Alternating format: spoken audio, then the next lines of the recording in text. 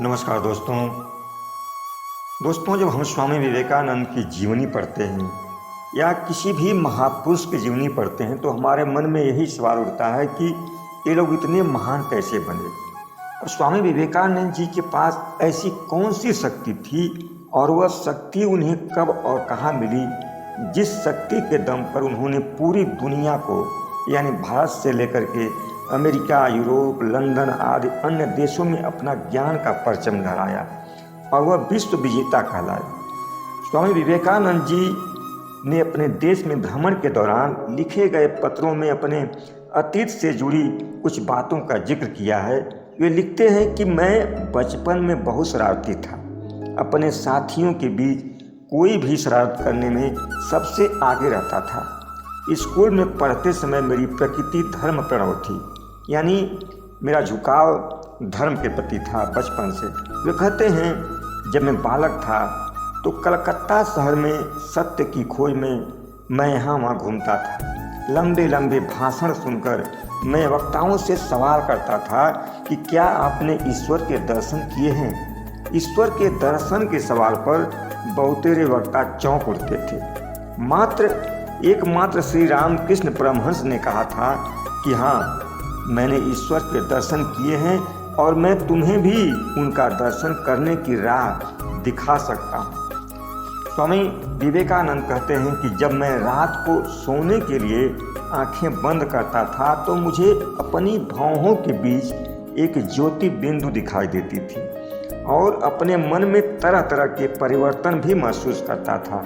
बड़े होने के बाद जब मैंने ध्यान अभ्यास शुरू किया तब आंखें मूंदते ही सबसे पहले वही ज्योतिर्बिंदु मेरे सामने उभर कर आती और मैं अपना ध्यान उसी बिंदु पर एकाग्र करता था। एक बार ध्यान करते करते एकदम तल्लीन हो गया और बिल्कुल बेसुध होकर ध्यान में बैठा रहा। ध्यान खत्म होने के बाद भी बैठा रहा। अचानक कमरे की दीवार भेद कर एक ज्योतिर्मय मूर्ति प्रकट हुई और मेरे सामने आकर खड़ी हो गई।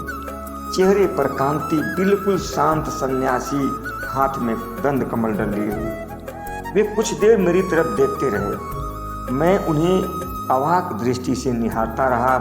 अगले पल ही मैं किसी खौफ से भर उठा। मैं जल्दी दरवाज़ा खोला और कमरे से बाहर निकल आया, लेकिन बाद में मुझे एहसास हुआ मैं क्यों भाग लिया। शायद वे मुझसे कुछ कहते। उस रात के बाद विवेकानंद कहते हैं कि उस रात के बाद उस मूर्ति के दर्शन जीवन में फिर कभी नहीं हुए। बाद में जब स्वामी रामकृष्ण परमहंस जी से मिलना शुरू हुआ तो यह बात मैंने उन्हें बताई तो परमहंस जी ने कहा कि तू सामान्य मानव नहीं है, तुम्हें संसार में बहुत बड़े बड़े काम करने के लिए माँ शक्ति ने तुम्हें भेजा है। स्वामी विवेकानंद जी ने अपने जीवन काल में हर समय अपने गुरु की भूरी भूरी प्रशंसा की है। वे कहते थे हमारे गुरु स्वामी परमहंस जी अद्भुत थे। वे सभी धर्म संप्रदायों के प्रति आदर भाव रखते थे। वे कहते थे कि सभी धर्म मत अच्छे हैं। वे किसी भी धर्म पथ की आलोचना नहीं करते थे। सभी विभिन्न धर्म एक ही सत्य तक पहुंचने के लिए विभिन्न मार्ग हैं। वे कहते थे कि इतने सारे पथ का होना गौरव की बात है।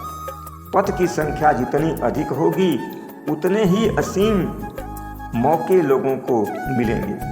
साथियों, कहते हैं कि यदि योग्य गुरु मिल जाए तो जीवन के किसी भी क्षेत्र में किसी भी महानता को हासिल किया जा सकता है। स्वामी विवेकानंद जी को गढ़ने वाले उनके गुरु स्वामी रामकृष्ण परमहंस जी थे, जो उनकी शक्ति से उनको परिचित करवाया, जिसकी बदौलत वे महान से महान कार्य करते हुए विश्व विजेता कहलाए।